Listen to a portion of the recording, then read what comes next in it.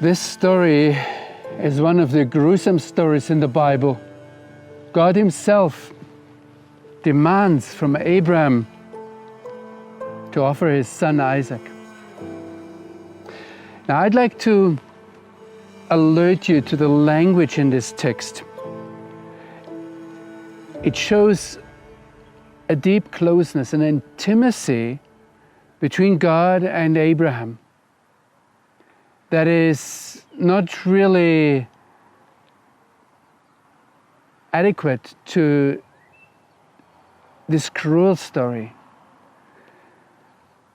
I'll just read it to you again. It says there, after these events, God tested Abraham, and Abraham said, and He said, Abraham.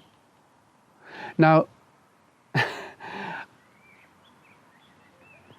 listen to this, that God calls somebody by his first name.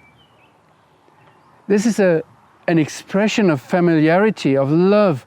It's the highest distinction that God, the creator of heaven and earth, calls me by my personal name. And Abraham answers, Hineni. He answers as a servant ready to obey. And the rabbis say it's even much more. You have to imagine the angels that cover their eyes, that cover their feet, so they only see the one who calls them, but they are ready to go, and they're ready to do anything to accomplish the divine will.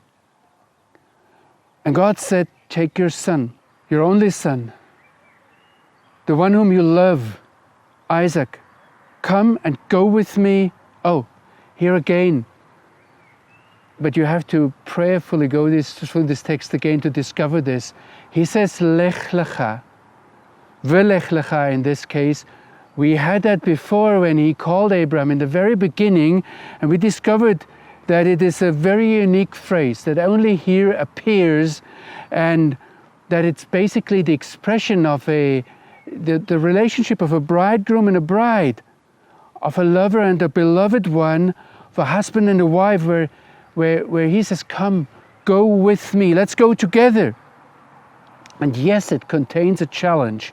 It's not just a walk on a Sunday afternoon, and it hurts. He has to separate himself of all kind of things. And in the beginning, he had to separate himself from his father's house, from his past. And in this case, he will separate himself from his future, from his son. There you will offer him as an offering of ascension on one of the mountains of which I shall tell you. And Abraham rose early in the morning. You see, he doesn't sleep in, he doesn't take whatever he times, he doesn't like the command. It's as if it's something pleasant he got. He rose early in the morning and took his two young men, his servants with him, and Isaac his son. And then it says, he cut wood for the offering of ascension. Before he took the donkey. And you know, it's interesting, he doesn't tell his servants, now you do it. And what the rabbis observe here, that if there's a lot of love, that messes up all hierarchy. Abraham, for his beloved one, is able to do the lowest service of a servant. And then he got up and went to the place of which the one true God had told him. And on the third day, Abraham lifted up his eyes and saw the place from afar, somewhere from around here. And then Abraham said to his young men, stay here with the donkey, and I and the boy will go over there, we will worship. And again, it's an expression that shows an intimacy, that shows a love, that he throws himself into the arms of the one true Creator, and then we will return to you. He says, we devote ourselves, we dedicate ourselves, we surrender completely. And Abraham took the wood and the offering of ascension, for the offering of ascension, and put it on Isaac his son, and he took it in his hand, the fire and the knife. So they went both together, And then Isaac said to Abraham, his father, "Father," and he answered, "Yes, my son." And he said, "Look," and again there's an intimacy there in this story. Here's the fire and the wood, but where's the lamb for a burnt offering? And then, now I'd like you to hear this answer of Abraham. How much it beams the love to God when he says, "God, our Father in heaven, will see for himself the lamb for the burnt offering, my son." He just put so much trust in it. And so they went, both of them, together in unity. They arrived at the place of which the one true God had spoken to him. And then Abraham built an altar. He lit the wood on the altar. Then he bound Isaac his son and laid him on the altar on top of the wood. And Abraham reached out his hand. He took the knife to slaughter his son. And then this scene again when the angel of the Lord bursts out and calls him, "Abraham, Abraham." And he says, "Yes."